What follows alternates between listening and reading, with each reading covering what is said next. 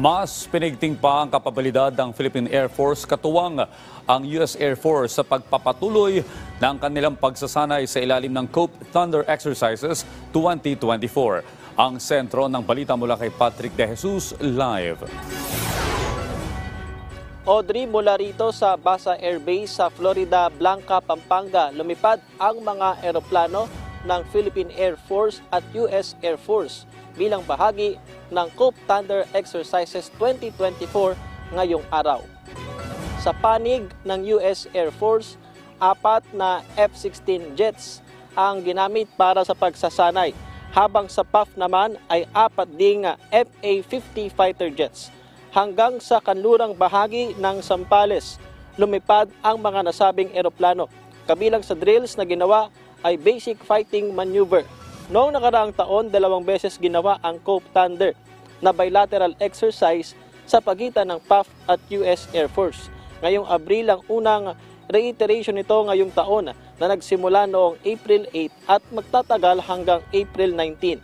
Target na muli itong isagawa sa Hunyo. Nakatakda ring sumali ang Philippine Air Force sa Pitch Black exercises na idaraos sa Australia mula Hulyo hanggang Agosto.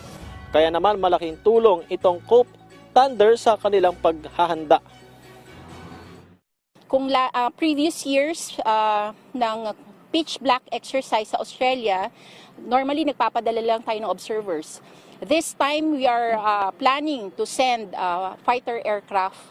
So magkakaroon tayo ng large force deployment. So one of the objectives of COPE Thunder is to prepare the Philippine Air Force through the help of our US counterparts. Tuturuan nila tayo kung paano mag-conduct ng large force deployment. Audrey, ang mga FA-50 aircraft ng Philippine Air Force ang ipapadala para sa Pitch Black exercises sa Australia na idaraos nga mula Hulyo hanggang Agosto. At kampante sila sa magiging partisipasyon nila dito sa tulong ng COPE Thunder exercise, sa tulong ng US Air Force. Audrey. Okay, Patrick, may sinabi ba kung ilang fighter jets na Pilipinas din ang makikibahagi? Yes, Audrey, yan nga ay pinag-aaralan pa ng Philippine Air Force kung ilang fighter jets ang ipadadala para sa Pitch Black exercise. Pero malaking tulong ito sa patuloy na pagpapabuti ng kanilang kapabilidad. Audrey. Maraming salamat, Patrick De Jesus.